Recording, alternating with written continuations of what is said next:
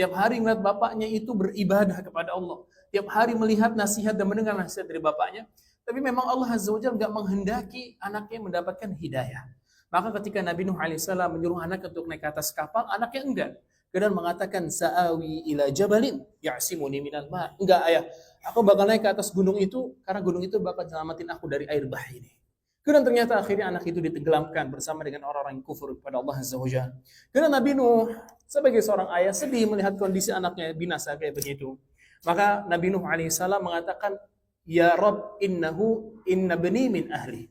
Ya Allah, anakku ini dari keluargaku. Nanti Nabi Nuh mintakan ampun untuk anaknya, tapi Allah bantah dan Allah larang. Allah Azza wa Jalla mengatakan, innahu laysa min ahlik, innahu amalun ghairu salih. Nuh, anak kamu bukan keluarga kamu. Amalan dia buruk. Anda bisa bayangin ya, ini orang 950 tahun hidup sama bapaknya, tapi nggak dapat hidayah sama sekali. Karena kita juga bisa lihat Nabi kita SAW bersama pamannya Abu Thalib. Abu Thalib kurang apa jasanya? Kalah jasa antum semua. Jasa kita sama Islam kalah kita sama Abu Thalib. Abu Thalib mempertaruhkan jiwa, raga, dan hartanya untuk Islam selama 10 tahun kurang lebih. Dia mengetahui kebenaran dari ajaran yang dibawa sama keponakannya ini Muhammad SAW. Tapi ternyata 10 tahun membela Islam, 10 tahun membersamai keponakannya, bikin dia masuk Islam sama sekali. Bahkan dia mati dalam keadaan kafir. Maka ketika Abu Thalib meninggal dunia, di sisi kanannya ada Nabi SAW dan di sisi kirinya ada teman yang dilaknat itu Abu Jahal. Maka Nabi SAW mengatakan, ya ammi, qul la ilaha illallah kalimatan uhajulaka biha indallah. Wahai paman, ucapin la ilaha illallah, sebuah kalimat yang bakal aku jadikan hujjah di hadapan Allah nanti buat ngebela kamu. Abu Jahal mengatakan, ya Aba Talib, atarghabu an millati Abdul Muttalib. Wahai Abu Talib, kamu benci sama agamanya Abdul Muttalib. Kamu udah gak suka sama ajaran nenek moyang kamu. Akhirnya terjadi perang batin di hatinya Abu Talib. Siapa yang harus dia ikutin? Apakah keponakan yang dia telah tahu kebenarannya atau temannya? Dan ternyata dia lebih memilih temannya. Dia lebih mengedepankan kehormatan dirinya di tengah-tengah kaumnya. Dan ini termasuk dalil bahayanya punya teman yang buruk. Punya teman yang toksik. Dia bisa menyebabkan kita su'ul khatimah. Ngeri banget itu. Maka kata Abu Thalib di akhir hayatnya, ana ala millati Abdul Muttalib. Saya berada di atas agamanya Abdul Muttalib. Mati ya di situ. Karena Nabi SAW melihat paman yang disayang sama Nabi SAW, dia ngebela agama Islam, mati dalam keadaan kafir kayak begitu, sedih dong. Akhirnya Nabi SAW mengatakan, wallah la astaghfirannallaha laka ma lam unha anka. Wahai paman, aku bakal mintain ampun buat engkau kepada Allah selama aku nggak dilarang. Langsung Allah turunkan firman-Nya. Innaka la tahdi man ahbabta, walakinnallaha yahdi man yasha. Muhammad, kamu gak akan bisa ngasih hidayah buat orang yang kamu cintai. Mau kamu cinta sama paman kamu sendiri, walakinnallaha yahdi man yasha. Tapi Allah ngasih hidayah buat siapa yang Allah kehendaki. Itu dari situ kita paham, bahwasanya hidayah iman ini mahal banget. Dan gak bisa kita beli di toko oranye atau toko hijau. Gak bisa beli juga di warung. Ini semua hidayah dari Allah. Bahkan para rasul sekalipun gak punya kunci untuk memberikan hidayah kepada kaumnya. Lihat tuh. Makanya kita patut bersyukur sama Allah Azza wa Jalla. Dan teman-teman sekalian, karena pembahasan kita ini tentang buah apa yang akan kita petik setelah kita beriman sama Allah, setelah kita mempertaruhkan jiwa, raga, tenaga kita untuk beramal saleh selama kita hidup di atas muka bumi ini. Apa yang kita dapat? Apa yang kita dapat? Maka di sini kita bagi dua. Ada ganjaran-ganjaran yang Allah siapkan di dunia dan ada ganjaran-ganjaran yang Allah siapkan di akhirat. Ini supaya mungkin sebagian ganjaran ini sudah kita dapat. Sebagian ganjaran ini sudah kita dapat. Kita tahu ya, Allah itu memerintahkan kita banyak sekali amalan soleh. Enggak dikit, bahkan yang mungkin kita sudah lakukan itu sedikit banget. Karena Allah mengatakan, "Faman ya'mal mithqala dzarratin khairan yarah." Siapa yang mengerjakan kebaikan sekecil apapun, bahkan sebiji sawi pun, pasti ingat balasannya tuh. Pasti ingat balasannya. Dan Allah di sini bilang khairan. Dalam lafaz nakirah, yang belajar bahasa Arab artinya masih umum banget. Jadi kebaikan-kebaikan itu banyak. Dan kebaikan sekecil biji sawi aja pasti dikasih balasannya sama Allah Azza wa Jalla. Oke, kita bagi menjadi dua. Yang pertama adalah balasan di dunia dan balasan di akhirat. Kita lihat yang di dunia dulu. Apa sih bakal kita dapat setelah kita memperjuangkan amalan saleh ini? Kita mempertahankannya, kita menjalankannya. Yang pertama adalah kebahagiaan dalam hidup. Kebahagiaan dalam hidup.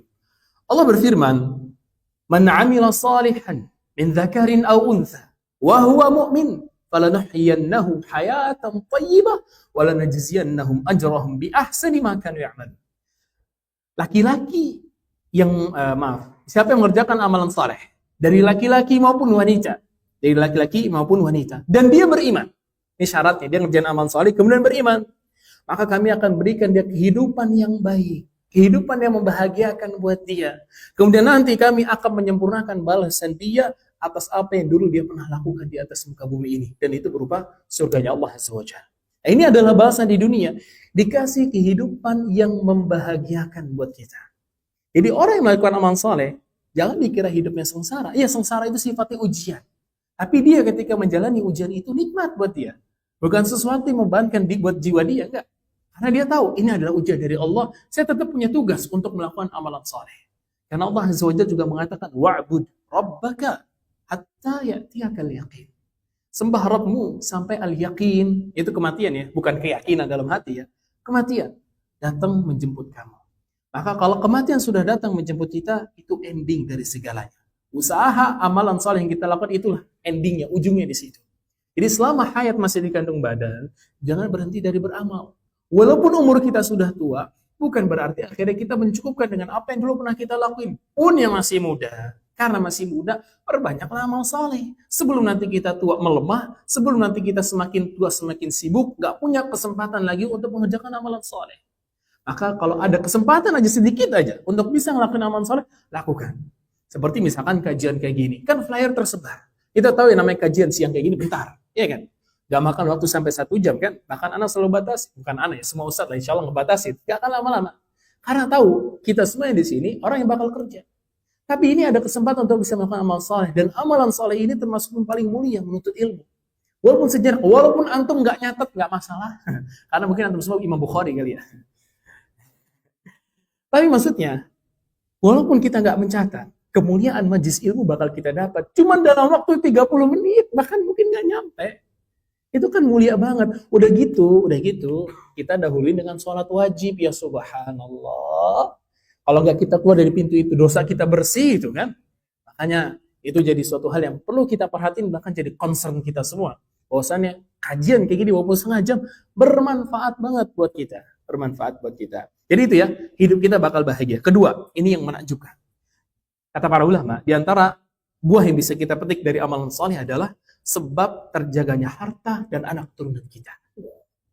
Sebab terjaganya harta dan anak keturunan. Kata para ulama, kalau kita mau menjaga anak dan menjaga keturunan kita dan juga harta kita, dari misalkan punya anak yang na'udzubillah durhaka, atau anak yang zalim, kufur na'udzubillah, atau harta yang hilang tanpa sebab, maka di antara caranya adalah melakukan amalan soleh. Kalau kita mau punya keturunan anak-anak yang soleh, maka siapkan untuk mereka amalan soleh yang kita lakuin. Bukan siapin harta, siapin rumah, bukan. Tapi siapin amalan soleh sebanyak-banyaknya. Karena amalan soleh yang kita lakukan bakal memberikan efek yang besar ke anak-anak kita. Apa dalilnya? Ada dalilnya. Allah berfirman di dalam surat An-Nisa, وَلْيَخْشَ الَّذِينَ لَوْ تَرَكُوا مِنْ خَلْفِهِمْ ذُرِّيَّةً ضِعَافًا خَافُوا عَلَيْهِمْ فَلْيَتَّقُوا اللَّهَ وَلْيَقُولُوا قَوْلًا سَدِيدًا. Hendaklah orang-orang yang khawatir kalau dia meninggal, kemudian bakal meninggalkan keturunan-keturunan yang lemah. Para ulama berselisih pendapat tentang makna keturunan yang lemah. Di antaranya ada yang mengatakan orang-orang yang kufur. Ada juga yang mengatakan orang-orang yang bodoh dalam mengelola harta. Ya kan, mohon maaf aja. Mungkin ada orang kaya, tapi anaknya bodoh dalam mengelola duit. Habis duitnya. Orang tuanya mati, dikelola, dia bodoh, habis juga duitnya. Dan inilah dzurriyyatan dhi'afan namanya. Adalah keturunan-keturunan yang lemah. Dan kita kan nggak pengen punya anak kayak begitu. Apalagi durhaka, na'udzubillah. Maka kata Allah apa? Falyattaqullah. Maka bertakwa sama Allah. Jadi kalau kita pengen anak kita soleh, kita pengen harta kita bertahan terus panjang, maka bertakwa sama Allah. Dan takwa apa? Takwa? Apa takwa? Takwa nama teman anak. Takwa itu mengerjakan apa yang Allah perintahkan dan menjauhi apa yang Allah larang. Itu semua tahu. Jelas Allah mengatakan begitu. Bahkan Allah kasih salah satu contohnya. Wa qulu qawlan sadida. Dan ucapkanlah ucapan yang baik, yang benar, yang lembut. Ini termasuk dari amalan soleh. Jadi kalau kita mau keturunan kita terjaga, maka kerjakanlah amalan soleh. Pun ini sebaliknya kita pahami. Semakin banyak dosa yang kita lakuin, semakin berpengaruh ke anak-anak kita. Semakin banyak dosa yang kita lakuin, semakin berpengaruh ke harta-harta kita. Semakin banyak dosa yang kita lakuin, mungkin mempengaruhi akhlak dan sifat anak kita pun di harta kita. Makanya ada sebuah hadis, walaupun hadis ini lemah ya, tapi maknanya sahih. Itu innal abda la yuhramu minar rizqi bidzanbin yusibuhu. Seorang hamba bakal tercegah dari rezeki karena sebab dosa yang dia lakuin. Tapi Ibnu Qayyim menukilkan sebagian perkataan dari para ulama salaf. Al-Fudail bin Iyad mengatakan, "Inni la'arifu athara dhanbi min khuluqi zawji wa khuluqi dabati." Aku tahu efek dari dosa yang aku lakuin pada akhlak istri dan kendaraan aku. Dan anak pernah nyampein di sini ya kan, bahwasanya dosa yang kita lakuin bakal memberikan efek. Nah, efek ini juga ternyata bakal berpengaruh kepada anak-anak kita dan harta kita. Makanya bahaya kan? Maka di antara buah yang bisa kita petik dari amalan saleh yang kita lakukan, anak-anak dan harta kita terjaga. Terus contohnya apa? Apakah ada contoh nyata tentang hal itu? Ada. Allah abadikan di dalam surat Al-Kahfi ketika Allah menceritakan tentang Nabi Musa sama Nabi Khidir. Ketika mereka sampai kepada sebuah desa, yang di situ ada rumah milik dua anak yatim. Yang temboknya udah mau roboh. Kemudian di situ kan terjadilah perbincangan antara Nabi Musa sama Nabi Khidir. Kata Nabi Musa, kenapa nggak kamu bangun tuh temboknya, nanti minta dibalas budi. Maka di situ Allah mengatakan, wa ammal jidaru fakana li ghulamaini yatimaini fil madinati wa kana tahtahu kanzun lahuma. Adapun tembok yang tadi kita bicarain, yang kita lihat itu, kata Nabi Khidir, itu milik dua anak yatim yang tinggal di kota itu. Nah, di bawah temboknya itu ada harta karun yang ditinggalkan sama kedua orang tua mereka. Wa kana abuhuma salihah.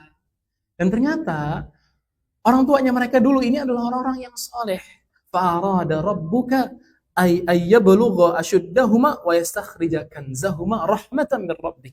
Nah, Allah ingin membuat harta karun ini yang disimpan sama orang tuanya sampai ke anak-anaknya. Subhanallah. Bayangin itu. Jadi hartanya Allah jaga gara-gara orang tuanya dulu soleh. Kan maksudnya, ya orang kalau nemu harta karun bisa diambil sama siapa aja kan. Tapi karena Allah ingin menyampaikan ini ke siapa yang berhak, maka Allah jaga harta itu. Maka Allah jaga harta itu. Maka Ibnu Abbas juga mengatakan, hufidha bisalahi abaihima. Dua anak yatim itu dijaga. Pun hartanya dia dijaga karena sebab kesolehan orang tuanya. Jadi kalau kita ingin anak kita selamat dunia akhirat, kerjakan amalan saleh. Bukan siapin duit, bukan siapin rumah, bukan siapin mobil, itu dunia semua.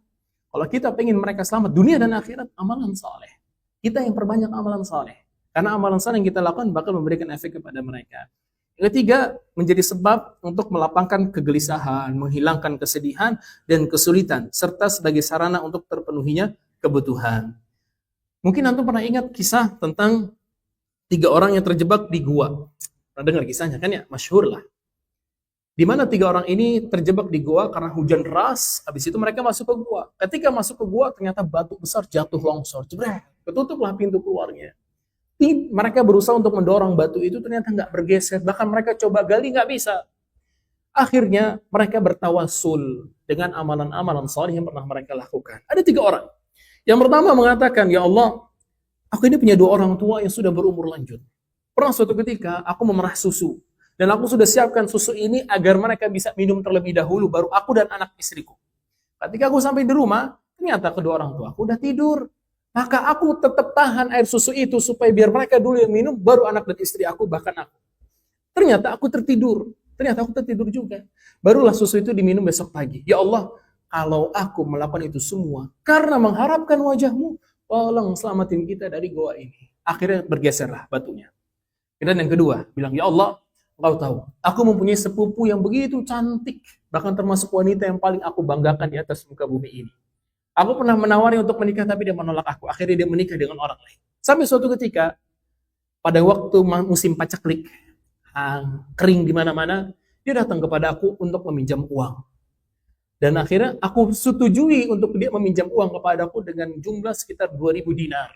Banyak banget 2.000 dinar itu. 2.000 atau 200 dinar lah. Akhirnya aku kasih dia satu syarat. Dia mau berzina sama aku. Ternyata dia iyakan.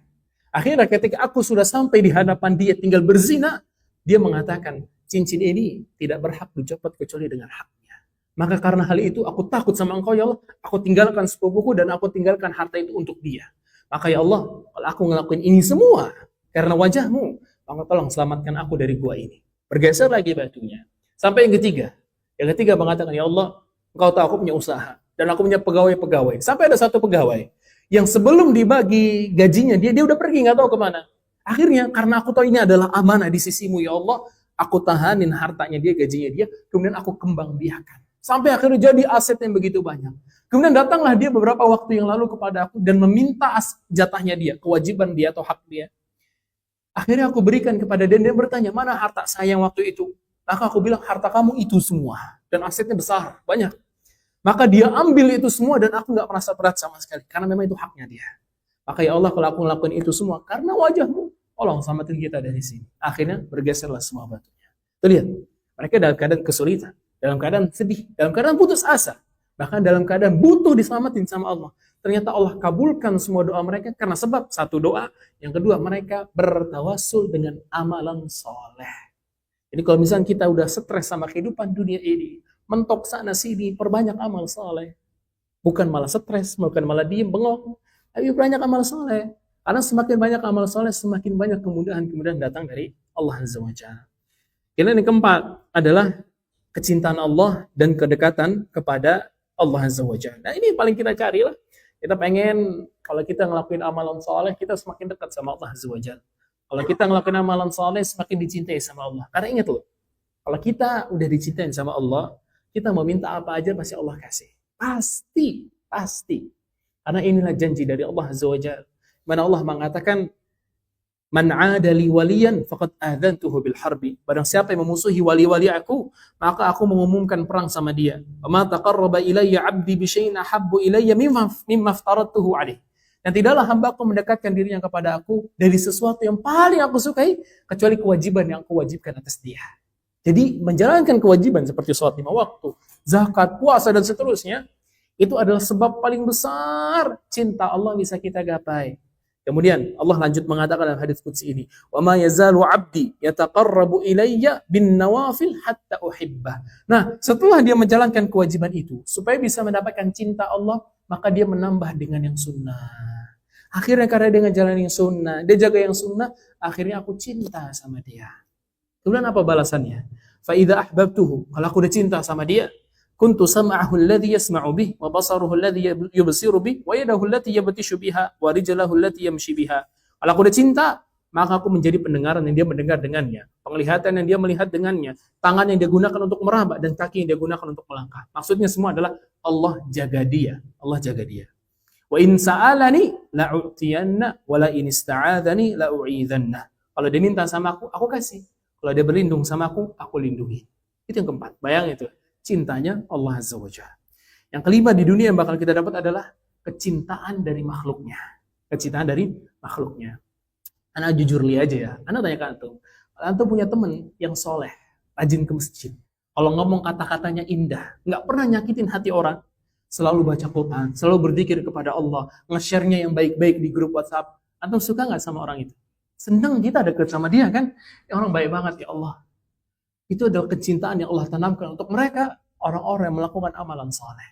Allah Azza wa Jalla mengatakan, Innal ladzina amanu wa 'amilus salihati sayaj'alu lahumur rahmanu wudda.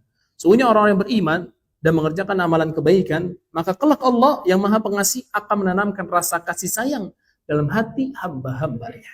Sehingga nanti manusia cinta sama dia, senang sama dia. Makanya kenapa ahli ilmu itu dicintai sama banyak orang? Karena kesolehan mereka. Kenapa orang-orang yang baik akhlaknya dan sebagainya dicintai sama semua orang? Karena akhlak baiknya dia yang itu berupa amalan saleh. Itu di dunia loh, udah dapat 5 kita. Ini luar biasa. Kemudian kita pindah ke akhirat, apa yang bakal kita dapat di akhirat nanti? Yang paling pertama, ini di ujung nih, sebelum kita pindah dari dunia ke akhirat, kita mendapatkan husnul khatimah. Ini kita cari ya guys. Jadi kita pengen mati dalam keadaan husnul khatimah. Semuanya pengen kayak begitu. Tapi gimana caranya? Di antara caranya adalah istiqomah, melakukan amalan soleh sampai ajal datang menjemput. Dah itu. Apa dalilnya? Dalilnya firman Allah, Innal ladzina qalu rabbuna Allah tsumma istaqamu Dalilnya adalah Nabi SAW bersabda, Innallaha idza arada bi'abdin khairan ista'malahu. Kalau Allah cinta sama seorang hamba, kalau Allah ingin kebaikan buat seorang hamba, maka Allah akan pekerjakan dia, istimal. Allah gunakan dia, Allah kerjakan. Para sahabat bertanya, kaifa istimaluhu? Bagaimana Allah pekerjakan dia ya Rasulullah? Maka Nabi SAW mengatakan, an yuwaffiqahu li'amalin salih qabla mautih. Allah berikan dia taufik agar dia mengerjakan amalan saleh sebelum dia meninggal dunia. Akhirnya dia meninggal dunia di atas amalan solehnya. Bukunya dia indah ketika ditutup. Ternyata ditutup dengan amalan soleh yang ini. Indah sekali jadinya. Husnul khatimah. Husnul khatimah. Yang kedua adalah mendapatkan kabar gembira dengan surga sebelum meninggal. Ini kita pernah sampaikan juga terkait masalah ini, di mana di antara keutamaan atau hal yang sangat menyenangkan buat orang beriman adalah dia mendapatkan berita gembira tentang surga sebelum meninggal. Benar-benar sebelum meninggal. Jadi kan kalau kita meninggal itu, malaikat-malaikat itu bakal datang kepada kita, kemudian memberikan kabar gembira tentang surga yang bakal kita dapat. Tapi ini khusus untuk mereka orang-orang yang beriman, kemudian istiqomah melakukan amalan saleh sampai mati. Allah mengatakan, innal ladzina qalu rabbuna Allah tsumma istaqamu. Sesungguhnya orang-orang yang mengatakan Rabb kami adalah Allah, beriman. Dan istiqamah, tatanazzalu alaihimul malaikatu alla takhafu wa la tahzanu. Nanti sebelum dia meninggal, malaikat-malaikat bakal turun kepada dia dan memberikan kabar gembira dengan mengatakan, jangan kamu takut, jangan kamu sedih. Wa abshiru bil jannati allati kuntum tu'adun. Dan bergembiralah kamu dengan surga yang telah Allah janjikan buat kamu. Kan kita kalau udah mau mati, panik dong. Tapi bayangin nanti ada malaikat-malaikat yang datang kepada kita dan mengatakan, nggak usah takut, nggak usah sedih, tenang. Ada yang bergembira dengan surga yang telah Allah janjikan buat kamu. Akhirnya kita tenang. Dan akhir ruh itu keluar dari tubuh kita gampang. Just selesai udah. Itu di antara keutamaan amalan soleh. Kemudian yang ketiga adalah menjadi sebab keselamatan di alam kubur. Jadi sebab keselamatan di alam kubur. Yang keempat tentu yang paling besar, kita cepatin sedikit, yang keempat adalah yang paling besar adalah mendapatkan surganya Allah Azza wa Jalla. Dan itu yang kita cari. Selama kita hidup, kita melakukan amalan salih. Semua tujuannya, harapannya itu adalah mendapatkan surganya Allah Azza wa Jalla. Dan banyak dalil di dalam Al-Quran yang menunjukkan tentang hal itu. Di antaranya sabda Nabi SAW, a'adattu li'ibadiyas salihin ma la aynun ra'at wa la udhunun sami'at wa la khatar ala qalbil bashar. Aku telah menyiapkan untuk hamba-hambaku yang saleh sesuatu nikmat yang gak pernah dilihat mata, gak pernah terdengar telinga, dan gak pernah terbesit sama sekali di hati hamba-hambaku. Dan itu adalah surganya Allah Azza wa Jalla. Karena Allah juga mengatakan, walladzina amanu wa 'amilus solihati lanubawwi'annahum minal jannati ghurafa. Sesungguhnya orang yang beriman dan mengerjakan amalan saleh, maka kami akan menyiapkan buat mereka di dalam surga ghurafa. Itu ruangan-ruangan, kamar-kamar. Tajri min tahtihal anhar khalidina fiha ni'ma ajrul 'amilin. Dan mengalir di bawah ruangan-ruangan itu sungai-sungai dan mereka kekal di dalamnya, dan ini adalah sebaik-baiknya balasan untuk orang yang melakukan amalan saleh. Dan terakhir yang paling besar dari kenikmatan atau buah yang bisa kita petik dari amalan saleh di akhirat nanti adalah melihat wajahnya Allah Azza wa Jalla. Dan ini adalah puncak kenikmatan penduduk surga, itu melihat wajah Allah Azza wa Jalla. Tapi ini khusus untuk mereka-mereka yang bisa masuk ke dalam surga. Dan tiket untuk bisa masuk surga adalah rahmat Allah. Kuncinya rahmat Allah. Dan untuk mendapatkan rahmat Allah ini adalah melakukan amalan saleh. Jadi disinilah kuncinya. Selama kita masih hidup, kerjakanlah amalan saleh sebanyak mungkin. Karena nanti amalan saleh ini akan membuat kita bisa mendapatkan kunci surga, yaitu rahmat Allah. Setelah kita dapat rahmat Allah, kita masuk surga. Setelah kita masuk surga, kita bakal mendapatkan kenikmatan paling besar di surga, yaitu adalah melihat wajah Allah Azza wa Jalla. Allah mengatakan, lilladzina ahsanul husna wa ziyadah. Untuk orang-orang yang melakukan kebaikan di dunia, buat mereka al-husna, itu surga, wa ziyadah, dan tambahan kenikmatan berupa melihat wajah Allah Azza wa Jalla. Itu adalah 10 hal yang bisa kita dapat. Ini sebenarnya secara garis besar ya. Kalau secara mendetail banyak tentu saja, karena sebagian amalan saleh punya ganjarannya masing-masing. Tapi ini secara garis besar. Amalan saleh yang kita lakukan secara garis besar dapat 10 kebaikan ini. Tapi kuncinya yang paling terakhir adalah ikhlas kepada Allah Azza wa Jalla dan mengikuti tuntunan Nabi SAW. Tapi mungkin teman-teman sekalian itu yang bisa Anda sampaikan. Barangkali ada pertanyaan. Barangkali ya. Kalau nggak ada ya nggak apa-apa. Silakan.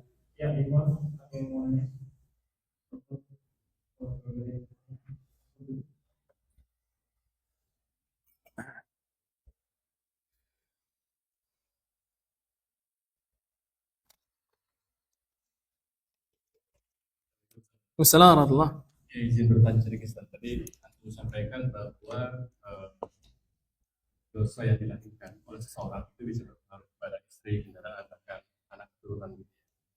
Dan sebagaimana hal tersebut, apakah hijrah seseorang bisa memberikan dampak sebaliknya? Insyaallah. Hijrah itu termasuk amalan soleh kan ya?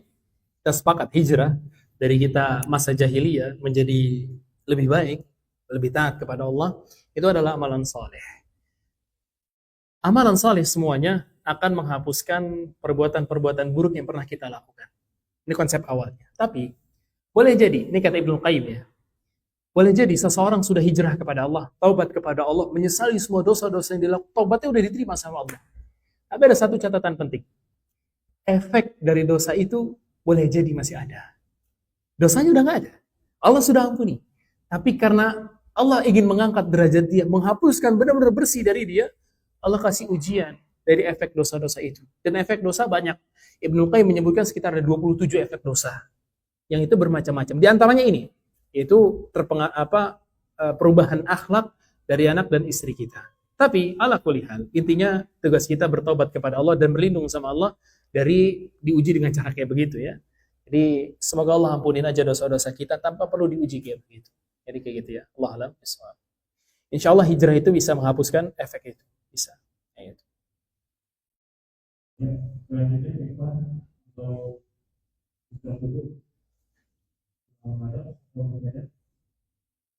Cukup kayaknya. Udah pada ngantuk ini, lapar.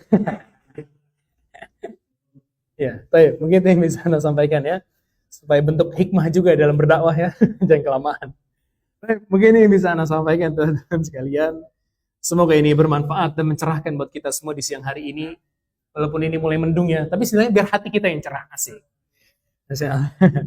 Kita tutup dan doa kafaratul majelis. Subhanakallahumma bihamdika asyhadu an la ilaha illa anta astaghfiruka wa atubu ilaik. Assalamualaikum warahmatullahi wabarakatuh.